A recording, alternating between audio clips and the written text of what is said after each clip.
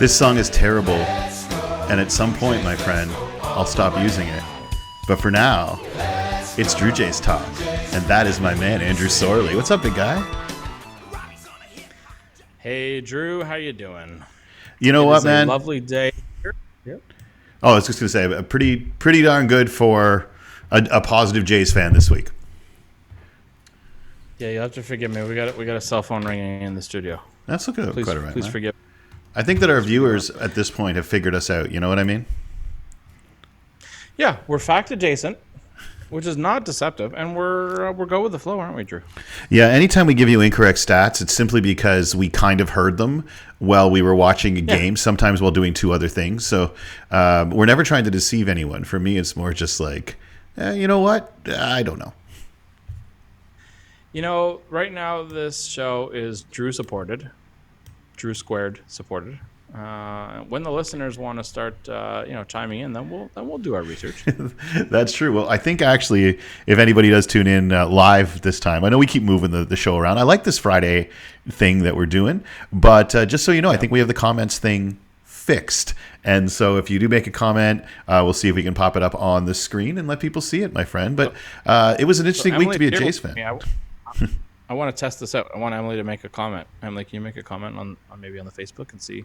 Okay, I'm going to open this up. I have to give Emily 2 minutes. That's all right. Drew, do we want Facebook, YouTube? Let's try Facebook, and then we'll pop a YouTube on. If anybody's out there joins in, let us know.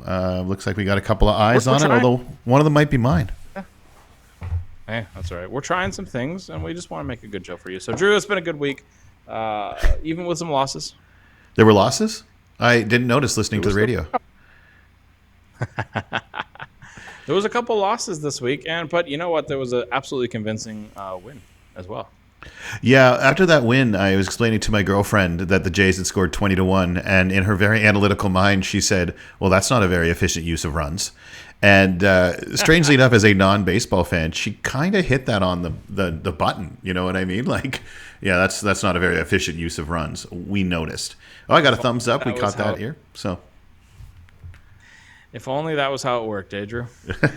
Well, you were mentioning to me earlier today that you'd actually listened to a bit of talk radio, and I did like listen to Jays Talk for the first time. And look, man, I like the Jays Talk guys. It's just they got a job to do, and right now, you know, that's not what sports radio does, is talk about the positive things. But it was rough, man. It was really, really rough. And I think, like, even Caleb Joseph on the broadcast, I was like, simmer down, Caleb. Like, do you have money on the team to win the World Series? Like, you're an analyst, but he seemed genuinely angry. And I'm kind of like, everybody, let's simmer down a little bit, you know?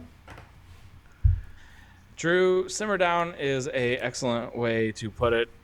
There's no benefit to human beings getting boiled on sports. There's just there's no health benefits.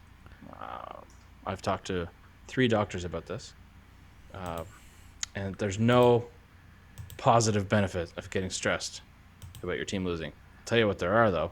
There's positive benefits about getting excited and just being a passionate fan. There's positive benefits to just enjoying the things that you do in your life. So that's why we like to point. You know, it's for health. This show, Drew, is a health product. You know what's interesting, man, is I've got a friend. Emily just told us to simmer down, guys, on YouTube. So apparently we're seeing him as we go. Hold on, check this out. Boom. Oh, there you go. Emily's saying she wants the world to simmer down, not you and I, Drew.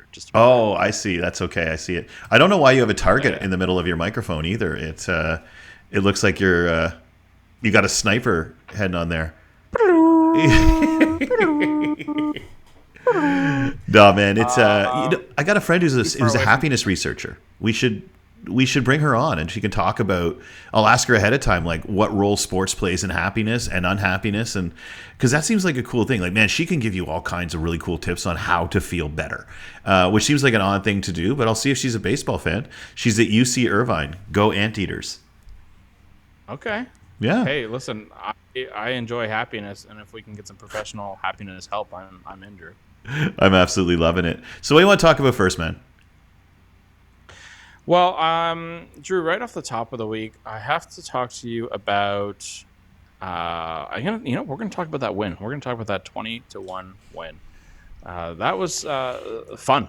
Now, you could say that it wasn't really a 20-1 win. It was probably more like an 8-1 actual baseball win, and then the other runs were, frankly, batting practice. And when the opposing team starts bringing in fielding players, they're just up there to have a laugh too. Frankly, Vladdy hitting a grand slam, really nice for my fantasy team.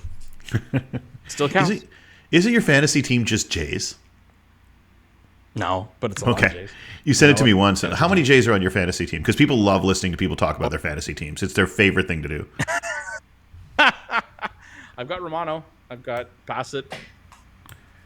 I've got Manoah. I've got Barrios. So I've got a good chunk. And Vladdy. I've got Vladdy. It's interesting. The whole idea of like recency bias I was thinking about the other day about because I have a friend of mine who knows baseball and he knows the Jays, and he's like, I'm just not sold on Romano. And to me, all the numbers say, how can you not be sold on Romano? But even I find myself not feeling like he's Dwayne Ward or Tom Henke the way I used to feel when they came in. But I just can't help but shake this idea that, he blew a save or whatever happens. I'm like, why is it that like 90% of his work says that he's dominant? And yet, like every other reliever ever, there's 10% that doesn't work out. And yet there's this, I just don't feel we can trust him. But math says that you can. This is the one thing that kind of gets me about fandom in general in today's world is that, like, math says you're wrong. And there's just this, I don't care, I just don't trust him. I'm like, why not? Because I've seen him give up a home run. I've witnessed many good pitchers give up home runs. So that's one thing, is that Romano seems to be a big focus on that, is this idea of like, I just don't trust him yet. Like we need an upgrade there. I'm like, we don't need an upgrade at the back end of our bullpen. We don't. Yeah. Not to mention, Nate Pearson throwing 100 in the 7th inning. Yeah. Just revel in the fact that we effectively just got Aroldis Chapman minus the slappy in the back end of our bullpen, and 100 with pretty good location. That's only going to develop into an even better pitcher. Romano, Marco Montero's own, Mary Brown's chicken. Nice save, Romano. Have they given us any money? Because like we should only be promoting products that are giving us free stuff, man. Nobody's giving us money yet, Drew. Then Mary Brown's it is. Mary Brown's it is. Great. You know what? Very good chicken. Romano is a special player. He is a human being, and Drew, I don't think he's perfect. No. Neither are any other Major League Baseball players who have ever played. Yeah, and people forget that. And I think we were talking a little bit about, I said upgrade there, we got to upgrade this. Man, I go back to what we were talking about last week. The Jays reinforcements that are coming mid-season are for real. And I don't know if you caught this. Did you see Ryu? That dude looks like he's dropped like 25 pounds. Like he is looking svelte and he is looking good, man. Like, and they're both talking about mid-season. Like, man, you had a top-end rotation guy, because Ryu's exactly the guy you'd trade for. If the Jays were out of it and he wasn't hurt, he's the guy that would be top of the list for everybody. And same with Green. Like, we've got two of them just waiting. Now, obviously, they're hurt. But, I mean, this is all about positivity. Yeah. I think the Jays' trade deadline is going to be a much different animal, because they can sit back and be like, you know what? We've got two we're adding. We don't have to give up the dwindling prospect pool, but I don't worry as much about that when your core is 25 years old. You know what I mean? Yeah, this is a great team, Drew, and I think I almost feel silly saying it, but I think you and I just love reminding people that baseball is still fun.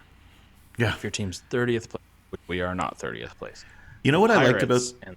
Go ahead, man. The Cincinnati Reds. I was going to say the Pirates. The Pirates have been in the basement for several years, and all of a sudden now they're contending with a few upgrades, a few rookies that have now developed. But you have to stay with your team, Drew, even when they're down. It's got to be tough. It's got to be tough to be Pirates or Rays, though. Like, just like you said, the Pirates. Like, think of who played for the Pirates. It's like the Expos back in the day, who at one point had like Larry Walker and Dennis Martinez and Pedro Martinez all on the same team. And you look at the Pirates, man. Garrett Cole was a Pirate. Like, they just churned out these, and the Rays are the same way, right? Like last night they commented that their pitcher signed a 3-year, $30 million deal or something to that effect, and they're like, it's the biggest free agent contract ever given out by the Rays, and it's less than Garrett Cole makes per year for over a 3-year deal. Like, we are so lucky to have a team that is supported by a country. You know what I mean? And man, I think we got to do a Jays Talk road trip. And so the question is where, right? There's Fenway, there's Camden, but do we go to Seattle? Because I've never had that experience. I don't know. Have you? I've never been to the Seattle city. I've been to Washington, but I've never been to Seattle. And I would like to go to Safeco Field. There's a huge Canadian contingent of fans over there that show up when the Jays play. So we got to do that, Drew. I think I want to just I want to talk about Manoah right now. Okay. Can we change? Oh yeah, man. I'll follow you anywhere you go. I thought you were leaving. No. So we're going to say that whatever's about to come out of your mouth is fundamentally biased, is what we're going to hear. Fine. Yeah, we've already admitted that. Let's do it. Deal with it. Alek Manoah is our guy. You can't call him your ace in April and then tell him in May that you're going to send him to, New Hampshire. You got to stick with him. You got to wear his jersey when he's losing. You got to wear his jersey when he's winning. You got to root for this guy. This is a human being. He's been through a lot. Incredibly tough upbringing. Adversity out the wazoo, Drew. Mm-hmm. And he's having a rough patch. His slider isn't moving the way we saw it move last year. Did finishing top 3 in Cy Young voting get to his head? Maybe.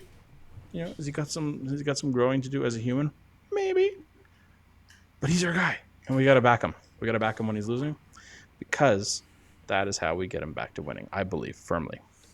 Yeah, wouldn't it be something if, like, the whole first inning of his next start at home, like, people were just chanting his name?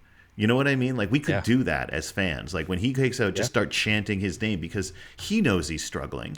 And so he knows he's letting the fans down. And, like, look, I'm not going to say, Alex, you're letting me down. But I know that's what's in his head, because he gets paid to do something well.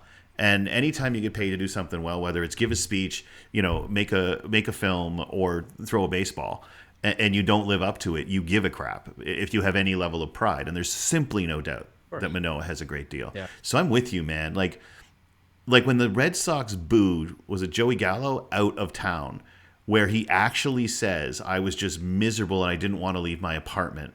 Come on. Like, you know what I mean? Like, I know that they're Yankee fans and whatever, but let's get behind the folks. I love that you keep pointing out 100% that they're human. I love the idea of chanting. I also would like to see he's there, he's here, he's there, he's every freaking where, Bichette, finding its way around the Rogers Center as soon as humanly possible, because I find myself chanting that to myself, and I love it. Freaking where, though, there are children at the game. Yes. Yeah, there's too many F-bombs for Roy Kent at the Blue Jays. Speaking of Blue Jays, so Drew, love me some Manoah, love me some Blue Jays. Yes, we had a couple losses this week, but baseball is a beautiful game. The sun is shining, the birds are chirping, and I want to take a few seconds here, if it's okay. I'm excited. And I want to introduce Drew, a guest that we've talked about. Okay. Many times. We're gonna talk about the love of baseball here, Drew. All right, I like this. Shall we welcome to the stage? Let's bring in our special guest, Mr. Thomas Rees. Thomas. Hi. What's going on, Thomas? See yourself there, but you gotta look right there. Well, currently I am on the very well-known podcast Drew Jays Talk. The extremely well-known podcast Drew Jays Talk.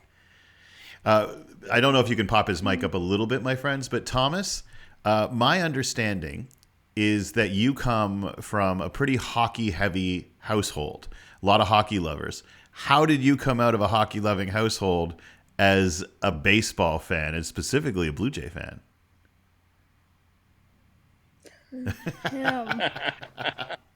He took me to my first baseball game, and then I fell in love with it. And I didn't really like hockey that much anyway. What was the first game he But- took you to, and where? Rogers Center. Rogers Center. It was against the Red Sox, and they won 12-3. Oh, really? And how long ago was that? 2 seasons or 3? 2021. Okay. Was it 21? No, it was older than that. 2019. It No, was not. It couldn't have been 2019. we'll have to do some. Yeah, it was research on the this. year that Robbie Ray won Cy Young. All right. Okay. That's Feels like it's been. what was your favorite part of your first ever baseball experience? You said you fell in love. What was it? Was it a player? Was it a play? Was it the food? The food was really good. I had a hot dog, and yeah, just watching the Blue Jays win by like 9. Tell was pretty Drew. fun. Tell Drew what it was like. When we were walking through the dome, and we finally went down that tunnel, and you saw the field for the first time. Well, describe it. The first time you ever saw the field. What was that like? Well, when I first saw the field, it was very exciting. Yeah, lots of adrenaline and stuff. Yep. Describe What- it though. Like, what did it look like? Very green. Very green. Have you ever been to another ballpark other than the Rogers Center? No. Is there one you'd love to visit? Rogers. Is there a place you'd like to visit? Boston. Fenway Park. Good choice. Yeah. I will say, my friend, if you thought the Rogers Center was green when you walked through the tunnel, wait until you walk into Fenway Park, and I hope your man there takes you to see that. What advice do you have for Jay fans who might be feeling a little bit frustrated with this past week? Yeah. What would you tell Jays fans who are upset? Don't give up on the Blue Jays. They've On the got a Woo lot of Jays. good Yeah. I like that, actually. Why should someone not give up on the Blue Jays? They make a lot of great comebacks. They've got really good players. Like when they just won against Tampa 20-1. It was quite Like- impressive. Yes. Do you have a question for Drew? Is there something you've been thinking about you want to ask Drew? Because I've been stumping your uncle quite a bit, and it's only fair that I get stumped. Oh, maybe a little trivia. Do you have a little trivia for Drew?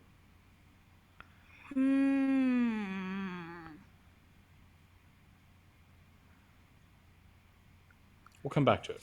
Yes. We'll come back to it. We'll You know come what back. I love is that you got Drew Jay's talk, and as a result, there's not a lot of silence on Drew Jay's talk. And what you just experienced, folks, was someone considering what they were going to say before they said it, which is actually something I should try more often. Thomas and I were talking about how to have a good conversation earlier today, and we were talking about active listening, Drew. We're talking Yep. about what were we talking about? How it's natural that when human beings hear silence, they start talking. And we try and fill the void of silence, but silence is a good thing, right? Yeah. Unless you're at a ballpark, it means your team's not doing so hot. Tell me who your favorite Chicago White Sox pitcher is. Aaron Bummer. Isn't there a guy Any named particular reason? The name? The name's pretty good. Hey, I just got a before- question for you, Thomas. If you were on the Jays, what would your walk-up batter music be? So when you got to go to the plate and they played a song for you, what song would you want played? And anybody else who's listening and wants to put this in the comments, what song would be your walk-up music?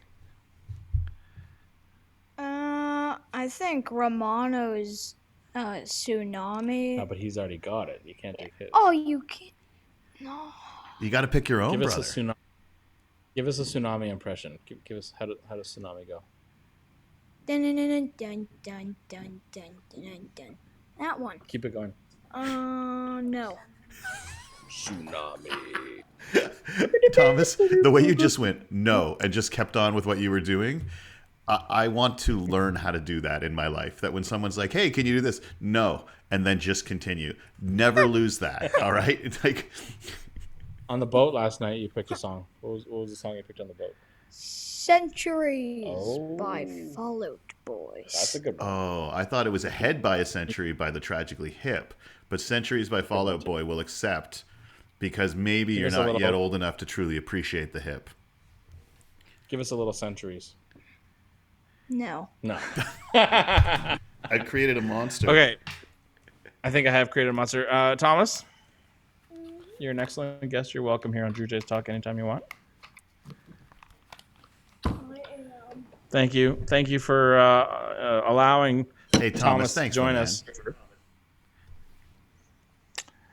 So, Drew, I think we're talking a little bit. I'm going to just change the subject here. I think we're talking a little bit about mascots. Sorry, what was that? Mascots. Oh, we're gonna talk about mascots.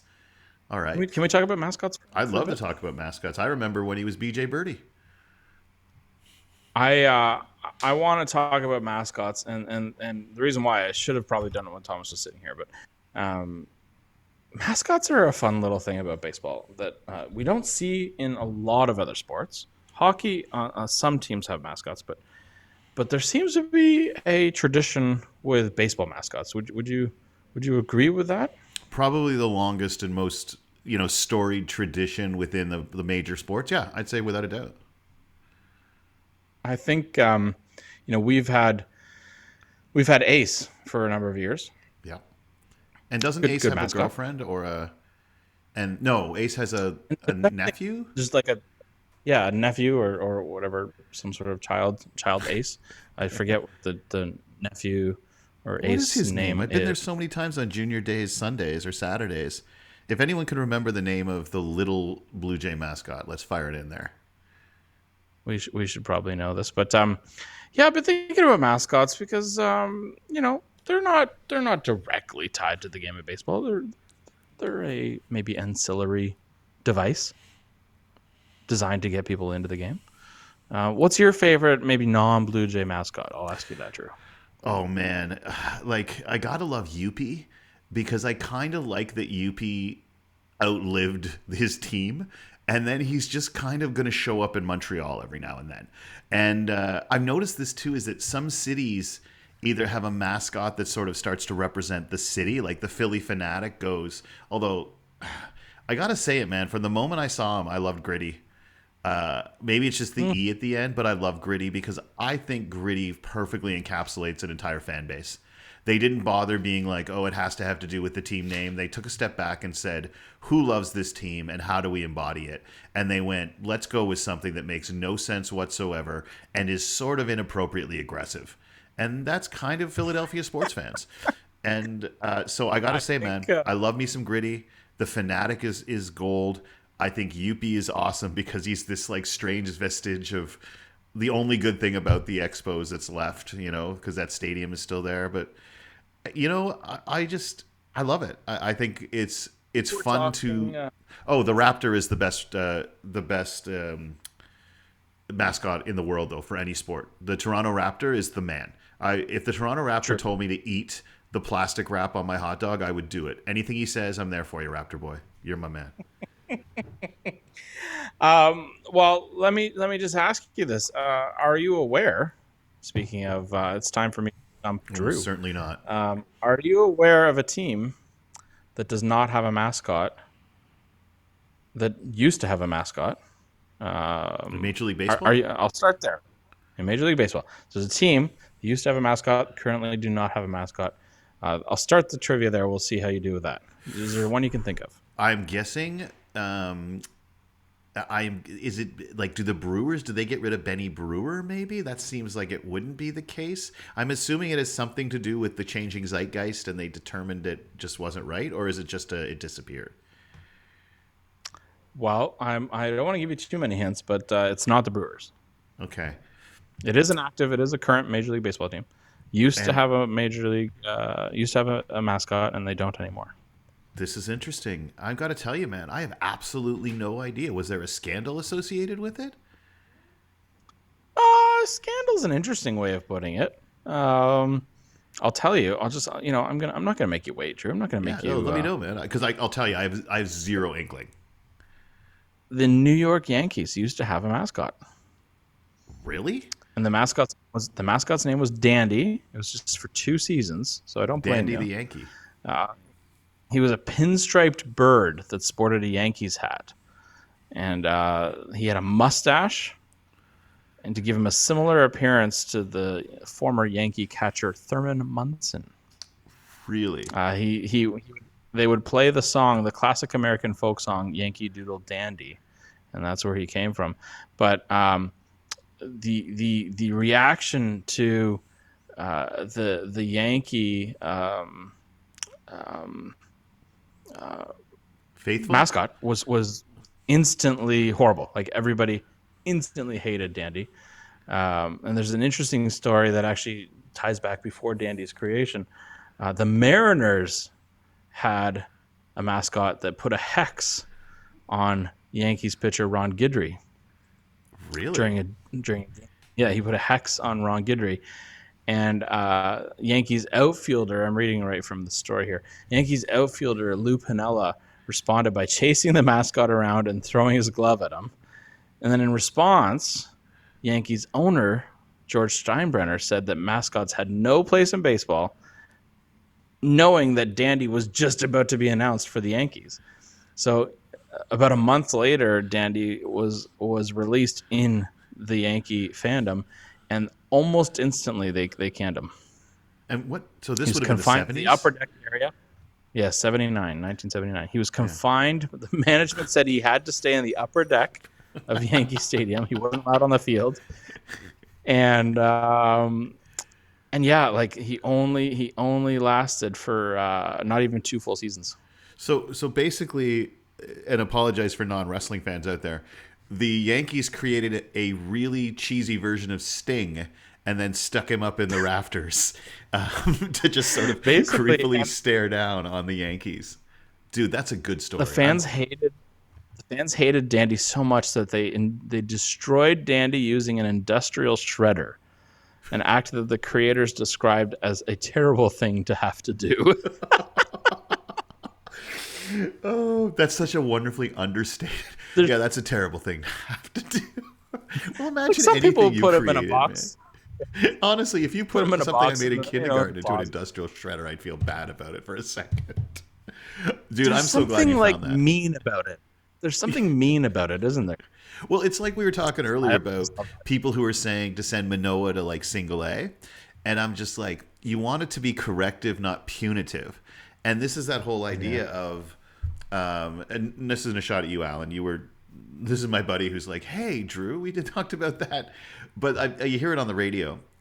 And look, just because someone who's a human being doesn't perform at the level that you hope they perform at doesn't mean that you get to punish them. And let's face it, when you say nasty things to people, you are punishing them. You're trying to make them worse. Now, I think most sports fans, you're trying to make them feel bad. Most sports fans, I don't know about you, man, but even when you rag on an athlete, you don't actually want to make them feel bad. Like, if they actually had to stand in front of you, imagine, like, Scotty Barnes just starts crying because the guy's 20 years old and you're like, you suck tonight. If the guy just broke into tears, you're not going to get asked a tough question again. You can feel free to use that, Scotty. But I think that's just it, is that let's try to find ways to be corrective with the problems, not punitive to the people. Because let's face it, man, the Jays, the recap for the week, they went 1-6. They were out of one game, I think.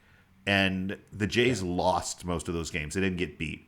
They overran bases. I watched all of the 30-minute recaps last night. I counted 6 stupid base running mistakes. You know what I mean? And you know what? That can be corrected. That's the way I look at it, man. You know what I like about this right now? Yeah. Math. The Jays are hitting like $120 or something with runners in scoring position if you take out the 20-1 game. I've spoken to a statistician. That is not possible to maintain, right? Like they would all have to go blind to continue to make that happen. The Jays had the bases loaded so many times this week. And instead of us focusing, what I'm going to choose to focus on is not the fact that the Jays did not get the hits that they needed with people on base. It's the fact that the bases were jammed with Jays all this week. And math says that you will regress to the mean. And no team that this good is going to hit $110 with runners in scoring position and 280 without runners in scoring position. It's just weird. Right. It's math. We do have to remind everyone watching that the other team is trying their best not to let those runners advance, Drew. And they drive nice cars whether too. It's great pitching. They drive nice cars too. Whether it's great pitching, whether it's great defense, whether it's just the ballpark, how the wind's moving that day. Honestly, it could be a personal matter happening off the field. We don't know this, but I think what fans struggle with is they want their team to be perfect and they want every other team to be absolutely terrible, or just not as unrealistic perfect as yours. Right. It's unrealistic, and it's. I think it takes away from the potential joy you can get from following a baseball team. And I think that's what you and I are trying to do, right? We're trying to give people the gift of just enjoying baseball, win or lose. Were you always? I was telling Tom. Yeah, go ahead. I was going to ask, did you always have that perspective, man? Like, when we started to do this, like, have you always approached baseball that way? I would say that I fell in love with baseball very young. And I fell in love not with wins, but I fell in love with, this is a pretty cool activity. I fell in love with the fact that a guy can hold a ball like this, and it goes one way, hold the ball like this, and it goes another way. Never thought of it like that. Hold the ball like this, it goes another way. You know what I mean? Yeah. There's something about, and 10 different human beings can do those exact same hand movements, and the ball ends a different place. There's something incredible about that. I love how every single ballpark is different. Yeah. Now we don't have grass. Would I like natural grass in the Rogers Center? I would, but you go see some of these parks, and some of the care that the grounds crew put into maintenance of a field. Now this is gonna sound corny, but that's a beautiful thing, and you get to enjoy. Call me crazy, Drew. You can. The lawnmowers, the way that they mow the grass and to get certain patterns into the field. I've actually tried that at my house. Now, I'm a little condo now, but when I lived up north, I would try to mow my backyard like they do baseball fields. Could never get it anywhere near as good. Really? So yes, I have loved the detail of baseball, and I want to share that with people. I want to teach them what I look at in a baseball game. A 1-0 10-inning game to me is a beautiful thing. We've talked about this, and you talk to someone and they didn't score any home runs.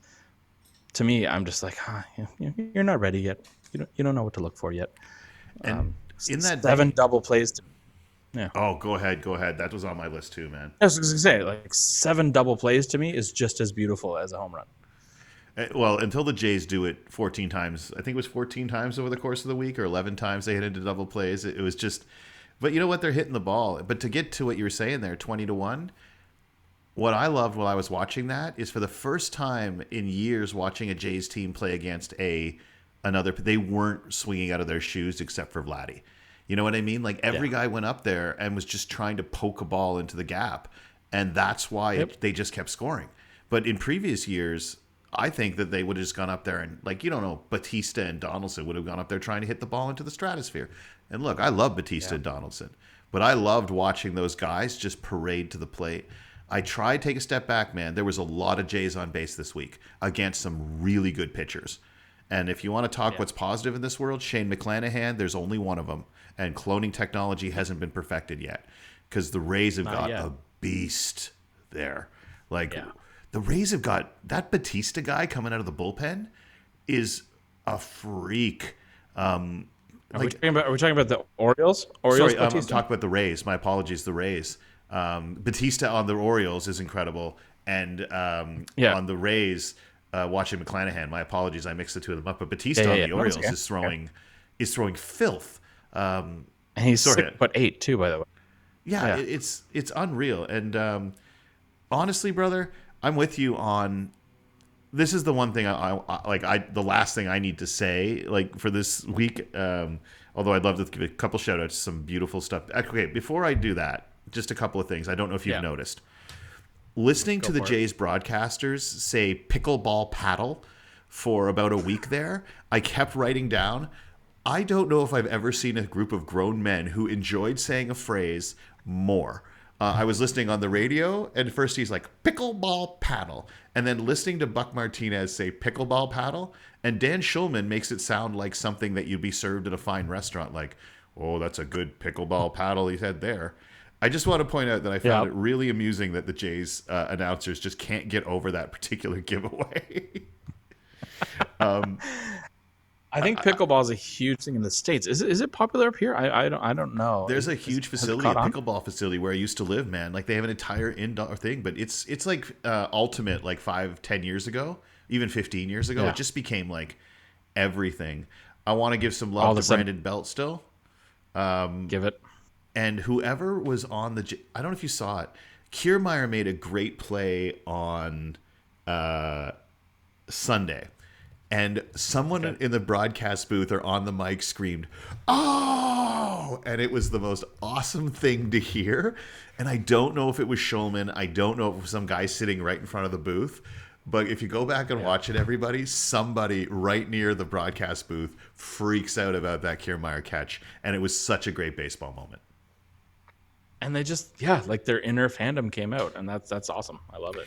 This Kiermaier's is one- been just a boy. Sorry, man, I keep cutting you up. I think we got a little delay between the two of us. So, and I loved this story. Before I say my final thoughts, I want to hear what you think heading into the next week.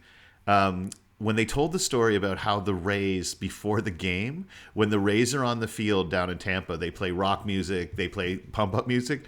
But when the Jays were playing infield and batting practice, they played Careless Whisper and Kenny G. And we were talking about gamesmanship earlier. I'm sorry, man. Hat tip to the Rays. I like that last week we gave a hat tip to other teams. Hat tip to the Rays for Kenny G. And the last thing I'll say, folks, is it's May. Like, it's May. Yep. There's 111 games left. And one of my favorite writers once said, in a baseball season, everyone's going to win 54 games. Everyone's going to lose 54 games. And it's what you do with the other 54 that matter. The Jays are going to lose 54 baseball games. For what it's worth, though, 2/3 of their remaining games are at home, and they haven't done well against the American League East. They don't play the American League East again. And the Jays are a playoff team. I truly believe that. To make the playoffs, all you have to do is be in position to make the playoffs in the last 2 weeks, because the Jays only play the American League East. As long as you're in position, you can make the playoffs in the last 2 weeks of this season. And they don't play the American League East. They're like, oh, they kill everyone else, but they don't kill the East. Cool. They only play everyone else until the end of the season. That's why there's only- that's why I'm positive. About 5. It looks like there's only about 5, maybe 6 3-game series, maybe 7. I'll have to count. Only left against the AL East. But yeah, you're bang on. They're playing. I think we don't see the Yankees again until September or something like that. Honestly, dude, I think the last 2 weeks of the season are Baltimore or the Yankees twice and the Rays twice. And so Yep. as long as you go in with, like, even within 5 games, that last 2 weeks of the season is going to decide whether you're in the playoffs or not. I've always felt this. If you can play 500 baseball against the 5 best teams in your sport, you can win the championship. The challenge for me now is the Jays aren't playing 500 against the best yet. I do believe that as the summer gets hotter, we won't even remember this. We won't. It's like how upset we were when we traded all those prospects back in 2015. We gutted the system. One of them made the majors, everyone. Let's just enjoy this great team. Bang on. Love it. And predictions for this week. I think we got 3 in Minnesota. I haven't watched Minnesota this year. I haven't seen much from them, so I really don't know how they're doing. We got a couple in Milwaukee, and then we're going to go see the Mets. Actually, Milwaukee's coming here. Then we're going to go see the Mets in the Big Apple. I really don't know how the Twins are doing, but I just like our guys, so I'm going to cheer them on. We were teased by having that first round of predictions come pretty darn true, and then I've just made some wild predictions ever since, and they haven't been so good. How do you think we're going to do against Minnesota starting today? You know what, man? I'm just going to do this if it's okay. I think we're going to go 5-2 over the next week. I think the Jays had their meeting. I think that I don't know what it is, but I honestly just feel it's going to be a 5-2. I believe they're going to see a real bounce back against the Twins, and then maybe there's a little bit of scuffling towards the end. But honestly, I think it's 5-2. How about you? Oh, and we got Thomas back for his predictions. I want Thomas to give us some predictions because he's here. So lean over this way because the camera moved. Hey, Thomas. Predictions for the next 7 days.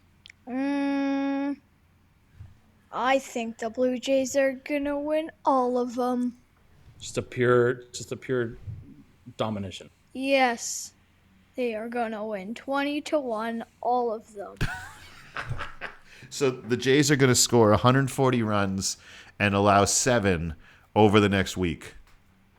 I mean, we've seen it happen. We've seen it happen on one day. I was going to say I've never seen that happen, but yes, if it can happen once, it can happen 7 times, I suppose. Well, We're a really good team. When we went to Fenway, we beat the big old Bostons. Was it like 24-5 that we beat Yep. Boston? They also swept us a couple of weeks ago.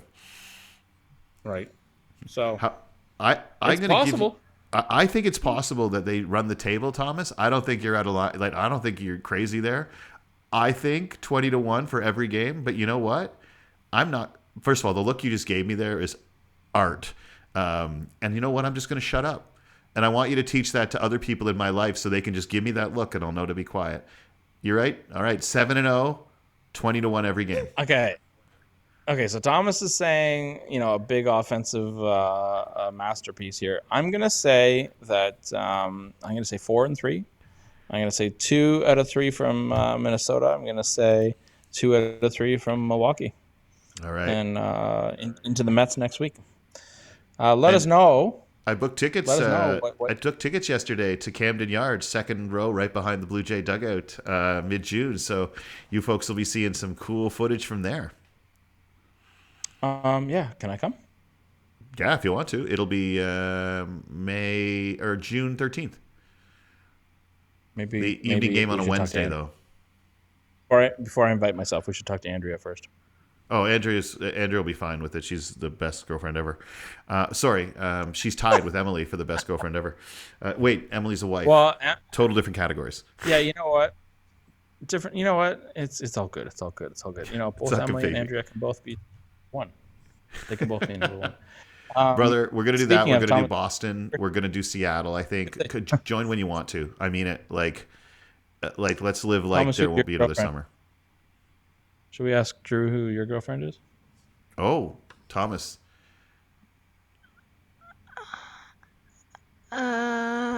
Me. His girlfriend is baseball. He's working on his game. Oh. Honestly, Andrew, never break up. Never break up with baseball. But hey, what's the good joke? I don't have a girlfriend, but I do have a girl who'll be really mad to hear me say that. So, my friends, this is a lot of fun. It's always a lot of fun. Thomas, man, thanks for coming on. Like, seriously, I'm glad to have you here. Andrew, thanks for bringing him by. Thanks, man. I'm glad to be here. Andrew, man, thanks for bringing Thomas on. And yeah, we can talk about where we go on the road, but thanks for being a great guy to bounce baseball off of. And the cool thing, there's another game tonight. Always nice to have a chat with you. And have a wonderful evening. Go Jays, go. Go Jays, go. Peace. Yay. Stay positive. Test negative. Yeah. Peace.